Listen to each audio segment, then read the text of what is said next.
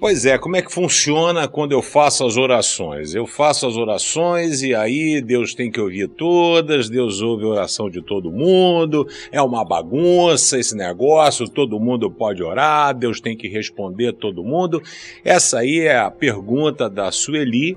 Ela faz essa pergunta se Deus ouve a oração de pessoas que são de outras religiões que não evangélica, né? Ela cita algumas, eu não vou citar por uma questão de ética, mas a Sueli sabe, e a resposta que eu vou dizer é a seguinte: não sei, eu acho até que Deus ouve, porque Deus ele é amor, Deus não resiste a um coração quebrantado, e Deus não está preso dentro das quatro paredes, dentro da casinha, dentro tão somente da igreja, né?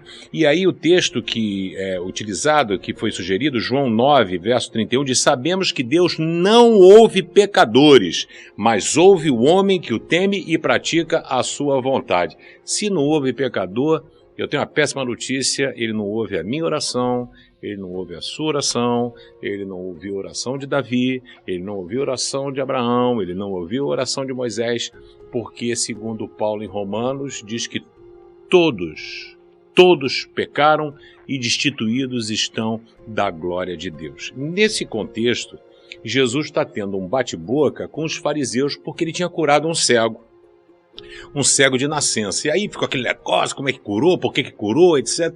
Aí o ceguinho chegou e falou assim: o papo é o seguinte, eu só sei que eu era cego e hoje vejo. E aí que o cara me curou.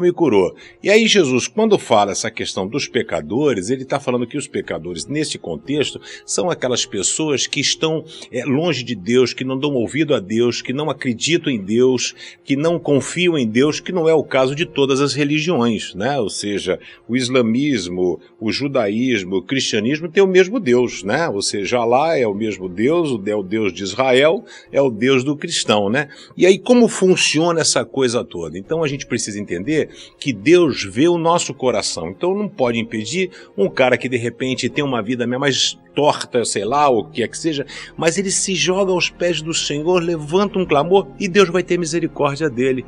Foi mais ou menos isso que aconteceu na vida de Sansão. Sansão desobedeceu a Deus, virou um pecador miserável. Ele foi abençoado pelo Senhor e aí desobedeceu a Deus, furaram os olhos dele e estava lá girando um negócio. Ele falou: Senhor, sou vacilão, pequei, o Senhor pode me ajudar? E o Senhor abençoou a vida de Sansão.